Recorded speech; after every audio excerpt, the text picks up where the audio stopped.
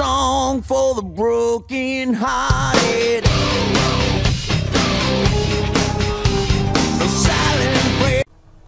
И здравейте всички, които ме гледате, аз съм Ники BG12 и в този клип ще покажа как да се сложите Buffalo Team или по-скоро както повечето да го наричат.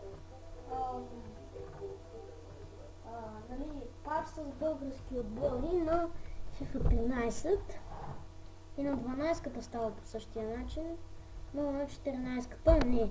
Значи първото нещо, което трябва да направите, е да си влезете в търсачката, която можете в Google, предполагам на всеки трябва да е Google, и пишете Buffalo Team. Напишете Buffalo Team и ето натискате първото нещо, което ви излезе, и това е именно buffalo-team.com. И да, първото нещо, което ще видите е това. Buffalo FIFA 14 версия 1.1 излезе. Това го оставяте. Натискате FIFA България, което е ето това.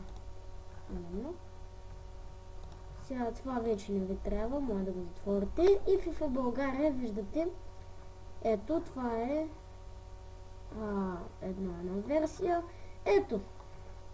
Не, в момента за 2013 го казвам. Ето, значи давате надолу, докато не видите Buffalo FIFA 13 излезе. И когато видите това, натискате свали от Mediafire. Натискате Download и чакате това да ви зареди. След като то ви зареди, трябва да направите следното. Аз вече го имам това заредено. Затова ще го откажа. Аз вече го имам.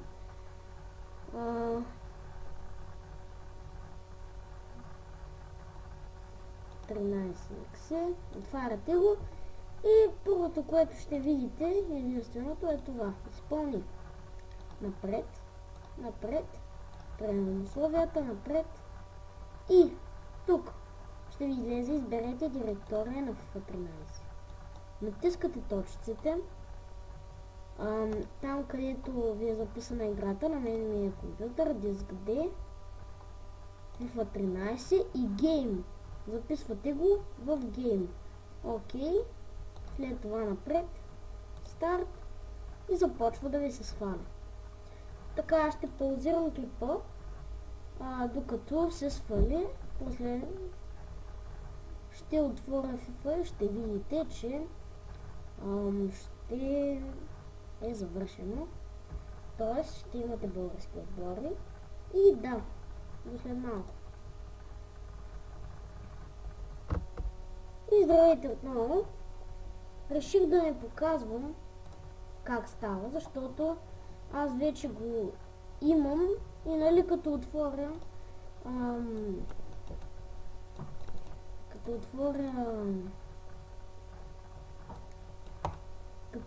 си отворя играта, нали тук съм само на екран и няма да се получи. Трябва да приключвам на игра, така ще се запише ново видео, но няма значение, готово е, тествано е. Ако имате някакви проблеми, пишете за тях в коментарите. Така става и с FIFA 12, с 14 става по друг начин. Ще ви показвам още. Ще правя още такива неща. Ще показвам уроци как да се слагате интро с Camtasia, как да снимате с Bandicam, така нататък, как да си купите игра, ако някой пита, въпреки че това е адски тъп въпрос, какво е или си какво. И така, това беше просто един урок.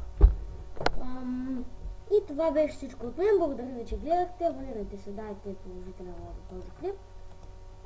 Лайк, ако ви е харесало. Това беше всичко от мен и чао!